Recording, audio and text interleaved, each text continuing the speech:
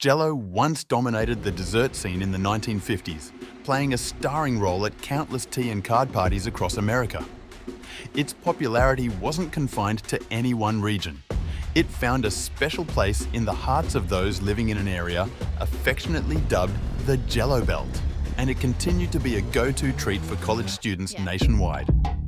Despite this enduring love, Jell-O's sales have seen a significant downturn over the years, with a staggering drop of more than $371 million from 2009 to 2018. So, what led to this decline? The story of Jell-O begins long before the brightly coloured, wobbly desserts we're familiar with today. Dating back to the Middle Ages, the original form of gelatin was a far cry from the convenient packets we know. Made from collagen derived from boiling pig's ears and feet, it was a labour-intensive process that signified wealth and status.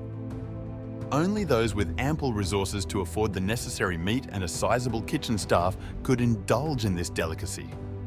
As a mark of luxury, gelatin dishes were often presented at the tables of European royalty before making their way to American shores. There, the demand for a simpler, more accessible version of gelatin began to grow, although early attempts to create an instant gelatin dessert were less than palatable.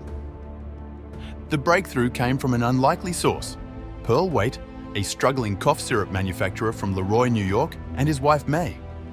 They innovated by combining gelatin with sugary fruit syrups, creating a sweeter version of instant gelatin. Naming their creation Jell-O, they faced the challenge of marketing their product effectively. In 1899, they sold their patent to Frank Woodward of the Genesee Pure Food Company for what would be nearly $14,000 today. Under Woodward's direction, Jell-O sales soared, reaching $250,000, equivalent to $7.4 million today in just a few years. Jell-O's rise to prominence was fueled by inventive marketing strategies and the publication of recipes that showcased the versatility of Jell-O in meal preparation.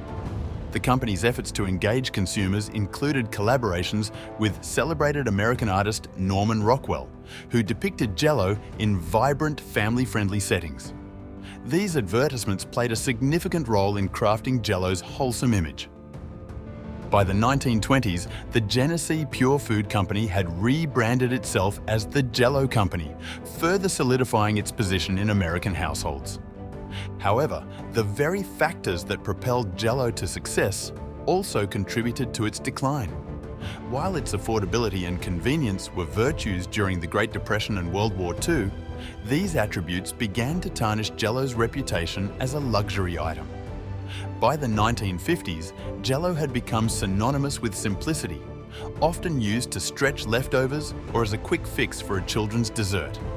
This shift in perception, coupled with changing consumer tastes, led to a gradual decrease in Jell-O's popularity. In an attempt to revitalize the brand, Jell-O enlisted Bill Cosby as its spokesperson in 1974, a partnership that lasted nearly 3 decades and initially helped to boost sales.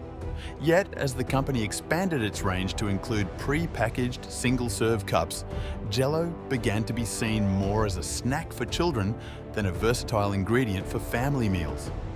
This repositioning, along with broader changes in the food industry and shifts towards healthier eating habits, presented new challenges for Jell-O. Efforts to align with diet trends, such as the introduction of fat-free and sugar-free varieties, did little to reverse the brand's fortunes. Despite these struggles, Jell-O maintains a strong presence in certain areas, notably Salt Lake City and its surroundings, where it aligns with the family-oriented values of the local population. In 2001, it was even named the official state snack of Utah.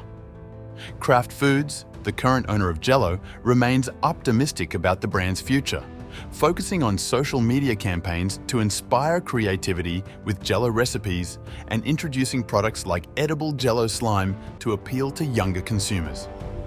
In summary, while Jell-O faces significant challenges in today's market, characterized by a shift towards natural and less processed foods, it continues to hold a unique place in American culture.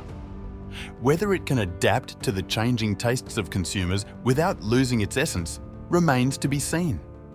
However, the legacy of Jell-O as a product that evolved from a status symbol to a household staple and now faces the challenge of reinvention reflects broader trends in food consumption and cultural values. For now, this is Financial Vise signing off.